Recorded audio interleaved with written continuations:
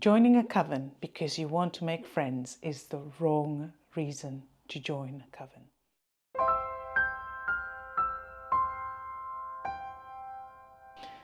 Don't get me wrong, when you join a group, any spiritual group, any magical group, you will make friends with some of the people that are on the group, or with everyone if you're really cohesive group. But we're all human beings and we not always get along with other people, you know. It's just nature, human nature. And the reason why you want to join a coven or any magical or spiritual group is because you want to develop further into that magic, into that spiritual group, into that pagan path. Not because you want to make friends. Yeah, it could be one of the reasons, but don't make it your main reason. It is more important to join a pagan path, a magical group, because you want to develop that part, that particular part. And together with the different experiences that people bring, you can grow and you can learn from other people. Some of these people will really become your friends and you will get along incredibly well. But don't always assume that you will get along with everyone, because we're all humans. We all have different characteristics, personality traits. You are going to like some people, you're not going to like some people. Okay. And also you should always be aware that not everybody is wonderful and good. You know, there are also people that take advantage. There are people who will do something just for their own ego. You just have to navigate that as you learn friendships and as you grow as a person and understand how people behave and understand yourself and what you're prepared to put up with, or what is it that you want out of the particular group. So my advice is to always consider, when you join a group, you are joining because you want to develop further in that particular magical path, in that particular spiritual path, or in that pagan path. But not because you want to make friends. Don't make that your main reason. That really is the wrong reason. Now let's talk about how to find a coven. There are a few ways, very few ways on how to find a coven, especially in the initiatory path that I'm in. And I can only speak from that point of view. You'll find covens listed. There are 2 Facebook groups, which I will try and put the link on the comments. One is the Traditional Wicca Seekers group, and there's an Alexandrian version of that as well, where all the covens that are looking for people are listed on those groups, and you can contact whoever is contacted there, and you can meet them in a public place. Meet them in a public place. It goes 2 ways. As a high priestess, I don't particularly want to meet anyone in a room of my own, so I usually tend to go to a coffee shop. And it's the same way for yourself when you are looking for a group. Make sure you meet someone in a public place. From that initial conversation, you will know whether you are going to get along or not. It's human nature, you know. It's better to see whether you will get along, and because you're going to have a very long training journey of at least a year, so you want to be able to talk with the person, and you will get a feeling whether you will be happy or not, and that goes both ways. And once you decide that this is the right path, then you will arrange to meet somewhere else and other things and so forth. In our initiatory craft, and I can only speak from our initiatory craft, no Gardnerian, and I'm pretty sure Alexandrian as well, coven, will ever charge you financially for the training. Training is always provided for free. On the other hand, what we do ask for is commitment, wanting to do the work and doing the work.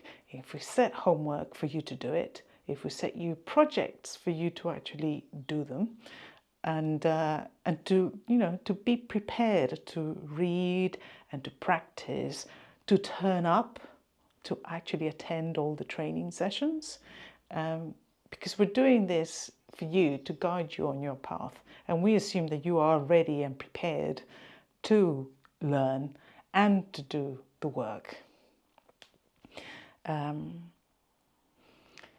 Another way of maybe finding a coven is through moots. Only some covens organise moots on cities or towns across the UK. Not every coven does it. So, you know, for all of those of you who prefer to go to a moot and see whether they like the people who are organising the moot, and if you're happy, then go ahead, ask them for training if they are of the initiatory craft. Not all moots are run by covens of the initiatory tradition, but it could be that that particular group of that particular spiritual path is what you want and what you need. So don't hesitate to always look out for other types of spiritual path. You never know where it will take you. Like I said, but not all covens organise moots. Another way is quite literally Googling it, searching online. My coven has a website, and I know many other covens who do have a website, and you should be able to find them through that. There is another website called Mandragora Mágica, and they have lots of covens listed throughout the world. Actually, it's not just the UK. And you'll find some covens listed there as well. Another way, which I also would recommend, is Discord. There are Discord servers for, I can't really get into depth of what a Discord server is. For those of you who don't know what Discord is, Google it, you'll find out what it is. But there are plenty of servers out there where you will be able to find advice. Always look out for vouching. And what I mean by vouching, if you're looking specifically for the initiatory path in Gardnerian and Alexandrian, we pretty much know each other, or know of someone who will know that person. And we can check whether that particular coven or group is within our Gardnerian and Alexandrian tradition. So we can easily find out. So when you look to get somebody vouched, what we're meaning is, are they truly an initiate of the Gardnerian tradition, an initiate of the Alexandrian tradition? Always, you know, it doesn't hurt to check. And anyone who's an initiate won't mind if you go and look for vouching. It's not a problem. None of us have an issue with you going off and checking. It's like character reference. Just go and find out. Get opinions. Make sure that the person who they say they are who they say they are. Don't leave that common sense behind. Just because we're in a spiritual path doesn't mean that all of us are good people. There are some people there that are here to abuse and to take advantage of people who don't know.